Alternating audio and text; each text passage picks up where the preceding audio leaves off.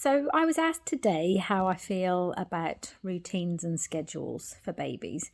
Now, very often when people come my way, they've been following some sort of routine. They may have downloaded from the internet, they may have got it from a book, and they worry that because their child isn't following the routine exactly as it says in the pages, that somehow their baby isn't coming up to scratch, or somehow their parenting isn't coming up to scratch. Now, as we know, this is absolute rubbish.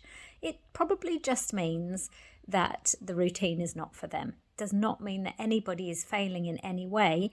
And it's also good to know that a lot of these routines are not written with any scientific evidence to back them up. They're literally just a routine that somebody has pretty much plucked out of the air based on what they understand of children and what's worked for many of their clients. So while it does hold some value and is good for giving people an idea of what's possible, I don't think it should be followed to the T. And the reason for this, the main reason I explain why one-size-fits-all routines don't fit all babies is that they're often written for certain age groups. So you might get 0 to 3 months, you might get 3 to 6 months, and so on. And that's all well and good until you get a really enormous 3-monther, or a little preemie 3-monther, or just a very small for dates baby. So, and why does this make a difference? You know, they're still the same age. Well, bigger babies are always, or in most cases, not always, but in most cases, they're going to have far more stamina than their tiny little peers who may be exactly the same age, born on exactly the same day.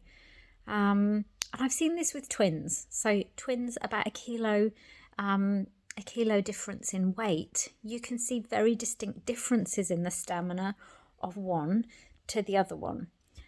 So that's just a good example of how you can't always predict exactly how much awake time a child needs. Neither can you predict how much nap time they're going to need. You know, one day is never going to be identical to the next. So some days might be really exciting and you go swimming and you see a few people and you go out for lunch and then they have a great nap in the afternoon.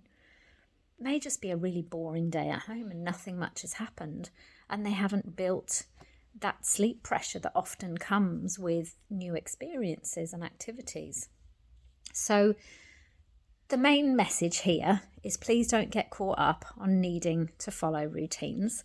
I think it can have the potential to be a little bit harmful as well if people take it very seriously and really genuinely feel like they're failing if they don't achieve the guidelines of the routine.